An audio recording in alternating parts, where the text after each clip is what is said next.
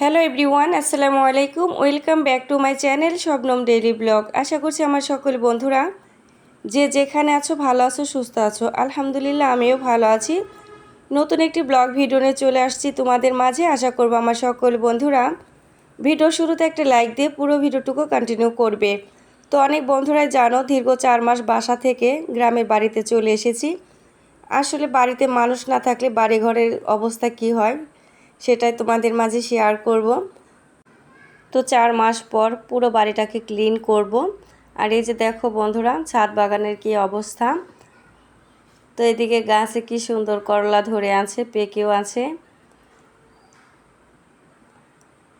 যখন বাড়িতে ছিলাম তখন হচ্ছে এগুলো যত্ন নিতাম। বাড়িতে ছিলাম না দীর্ঘ কয়েক মাস, তো তারপরও মাশাআল্লাহ ভালোই ছিল।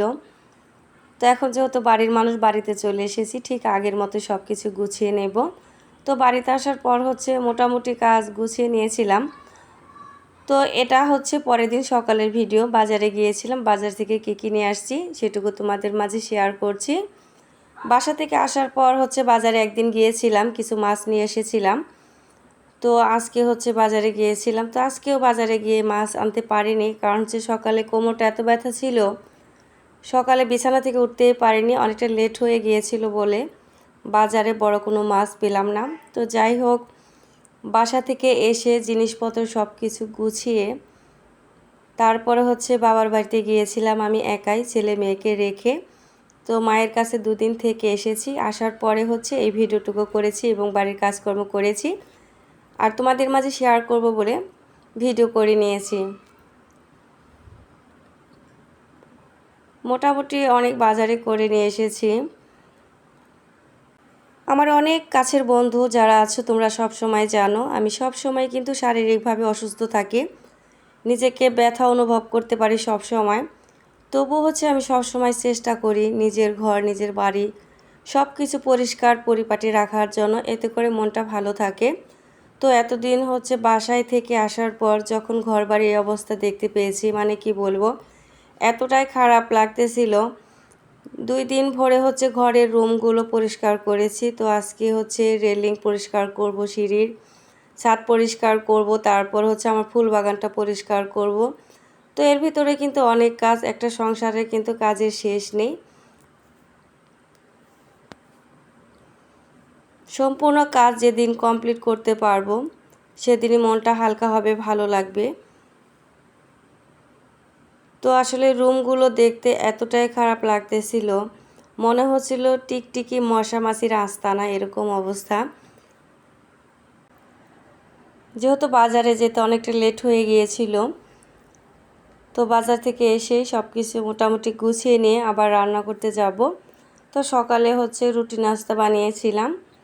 তো বাজার থেকে নিয়ে আসছি তেল, আম, ডিম, মুড়ি, মুসুরের ডাউল, মশলা, শসা, লবণ, আটা, আমার জন্য শুটকি মাছ, পেঁয়াজ, মুরগি।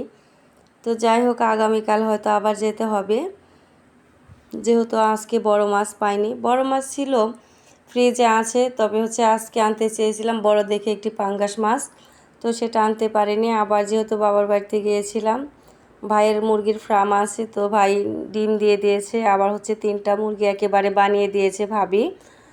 তো আবার হচ্ছে আজকে মুরগি নিয়ে আসলাম। তো বাচ্চারা হচ্ছে মুরগি আর পাঙ্গাস মাছ, কাটা ছাড়া মাছ এগুলোই পছন্দ করে আর কি। তো আমার জন্য মাঝে মাঝে গুঁড়ো মাছ নিয়ে আসি, তো তেমন একটা খাওয়া হয় না, আলাদা করে রান্না করতে ইচ্ছে করে না। তো মুরগি কখনোই বেশি হয় না, তো মাছ পাইনি, এজন্য বড় দেখে 2টো মুরগি নিয়ে এসেছি। ভিডিওটি দেখতে দেখতে আমার যে সকল বন্ধুরা এতদূর চলে এসেছো অথচ একটা লাইক দিতে ভুলে গিয়েছো, প্লিজ ছোট্ট একটি লাইক করে পুরো ভিডিওটুকু দেখে নিও। তো বাজারে যে টাকা নিয়ে গিয়েছিলাম বাজার করার জন্য, সেখান থেকে হচ্ছে 110 টাকা আমার ফেরত চলে এসেছে। তো এই টাকাটা হচ্ছে আমি ব্যাংকে রেখে দেব। এভাবেই হচ্ছে আমি যখন বাজার যাই কিংবা কোথাও যাই, গাড়ি ভাড়া দিয়ে ভাঙতে কিছু টাকা ফেরত চলে আসে, তো সেটুকুই হচ্ছে আমি ব্যাংকে রেখে দিই। এতে করে হচ্ছে আমার কোনো সমস্যা হয় না। যেহেতু আমরা মধ্যবিত্ত পরিবারে বিলং করি, সেক্ষেত্রে হচ্ছে সবসময় আমরা চাইলে 500-1000 টাকা কিন্তু ব্যাংকে রাখতে পারি না। তো যখন যতটুকু রাখতে পারি এভাবেই রেখে দেই, দেখা গেছে বছর শেষে অনেকগুলো টাকা হয়ে যায়। তো তারপর আবার আমি হচ্ছে আমার কিচেনে চলে এসেছি, ডিমগুলো পরিষ্কার করে নিচ্ছি। তো আগের ডিমগুলো হচ্ছে আমার কেনা ডিমগুলো ছিল, আর এই ডিমগুলো হচ্ছে আমার ভাইয়ের দেওয়া ডিম।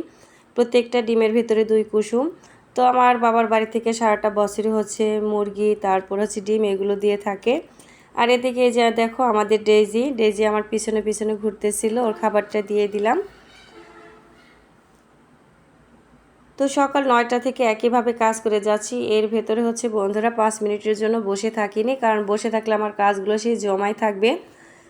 তো এই যে আমার মাটির চুলাটা লেপে নিচ্ছি। গ্যাসের চুলা যতই রান্না করি মাটির চুলার মতো আমার কাছে শান্তির মনে হয় না।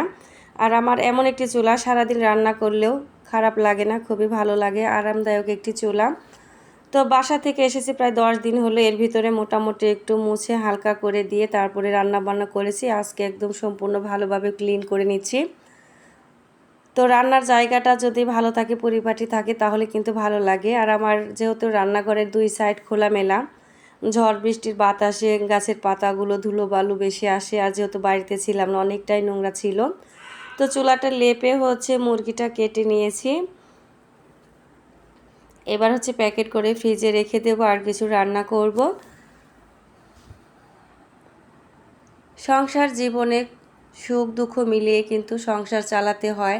আর আমরা যারা গৃহিণী আছি তাদের খারাপ লাগলেও হচ্ছে সংসারের কাজগুলো বন্ধ রাখা যাবে না, কারণ নিজের সংসার কার উপরে নির্ভর করব। তো কষ্ট হলে নিজেরই করতে হয়। বাসা থেকে আসার পর একইভাবে প্রত্যেকটা দিন কাজ করে যাচ্ছি, তবু মনে হচ্ছে আমার কাজ শেষ হচ্ছে না। তো আজকে মোটামুটি শেষ করব ইনশাল্লাহ। তো রান্না করব হচ্ছে এই যে মুরগির মাংসটা রান্না করব, একটা ডিম ভাজি করব, আর পটল ভাজি করব। চুলায় ভাতটা বসিয়ে এই যে মাংসটা মশলা দিয়ে ম্যারিনেট করে রেখে দিয়ে তারপর হচ্ছে হাতের অন্য কাজ করে নেব। তো আমি যখনই রান্না করি রান্নাটা বসিয়ে হাতের কাছে যে কাজগুলো থাকে করার মতো সেগুলো করে নেই, কারণ আমার এই চুলায় যদি হচ্ছে লাকড়ির চুলা, তবু বসে থেকে রান্না করতে হয় না। তো একাই রান্না হয়ে যায়, এত সুন্দর একটি চুলা।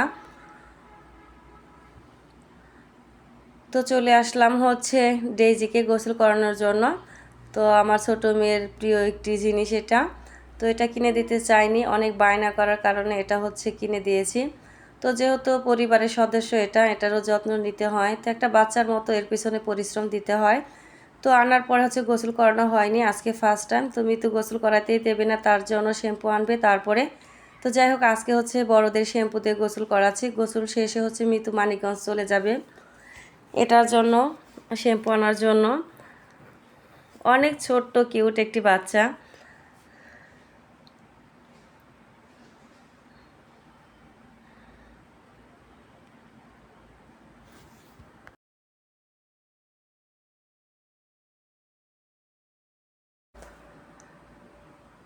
তো ডেইজিকে গোসল করানোর পর হচ্ছে এসে থেকে ভাত হয়ে গেছে। তো এক এক করে সবগুলোই রান্না করে নিলাম।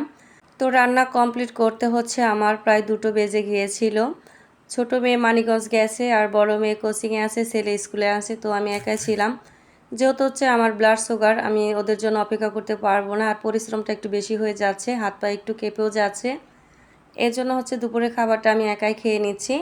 তো খাবার খেয়ে হয়তো 5 মিনিটের মতো রেস্ট করে আবার কাজ করতে হবে। তো আজকে যতটুকু কাজ আছে সবগুলো কাজ আজকে কমপ্লিট করবই ইনশাল্লাহ। তো আর এই যে দেখো বন্ধুরা, আমার খাবার রুম থেকে কিন্তু এই যে ফলগুলো দেখা যায় এবং পারা যায়। কয়েকটা ফল পেড়ে খেয়ে নেব। তো এই ফলগুলো এখনও বড় হয়নি, আরও বেশ কয়েকদিন যাবে তারপরে বড় হবে। মোটামুটি মিষ্টি হয়েছে এখনও। আমার বাবার বাড়ির ওখানে এই ফলটাকে বলে হচ্ছে পিস ফল, আর হচ্ছে আমার শ্বশুরবাড়ি এদিকে বলে হাঁস ফল। তোমরা কে কে এই ফলটাকে কী নামে চেনো অবশ্যই বলবে। তো কিছুক্ষণ রেস্ট করার পর আবার হচ্ছে এই যে সব কিছু পরিষ্কার করে নেব। তো এখন হচ্ছে সিঁড়ির রেলিং পরিষ্কার করে নেব। তো এত মাকড়সা ধরেছিল মানে কি বলবো। বাসা থেকে এর ভেতরে কিন্তু আমি 10 দিন 15 দিন পরে এসেছিলাম, মাঝে মাঝে হালকা করে এগুলো ঝাড়ু দিয়েছি, তারপর অনেক বেশি ময়লা হয়ে গেছে আর কি। যেখানে দিয়ে সবসময় চলাচল করা হয়, নিজের থাকা হয়, সেই জায়গাগুলো যদি ক্লিন না থাকে তাহলে কিন্তু খুবই খারাপ লাগে।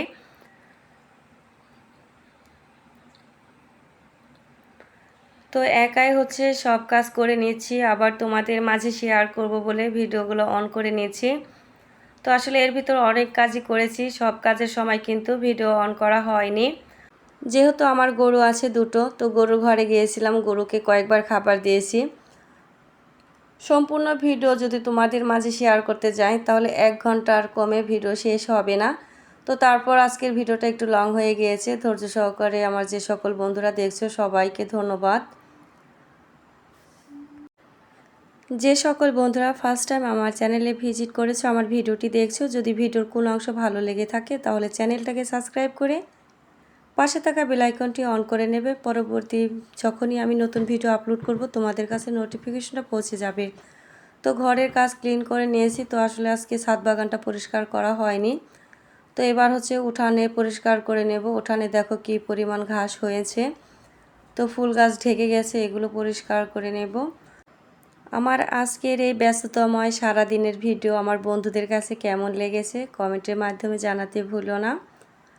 ভিডিওর মাঝে ভয়েসের মাঝে কোথাও ভুল হলে সবাই ক্ষমা সুন্দর দৃষ্টিতে দেখো।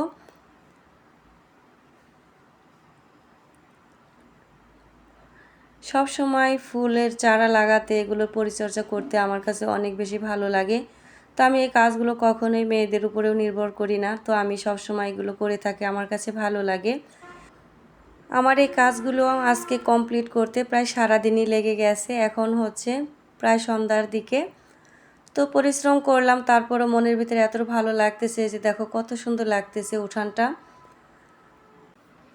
এবার হচ্ছে ঘরের বাহির সাইডটা পরিষ্কার করে নিলেই কাজ কমপ্লিট হয়ে যাবে। তো আজকের মতো ভিডিও থেকে বিদায় নিতে হবে। আবার চলে আসবো আমি আমার সকল বন্ধুদের মাঝে কোনো এক নতুন রেসিপি কিংবা ব্লগ ভিডিও নিয়ে। সে পর্যন্ত আমার সকল বন্ধুরা পুরো পরিবারকে নিয়ে অনেক বেশি ভালো থেকো, সুস্থ থেকো।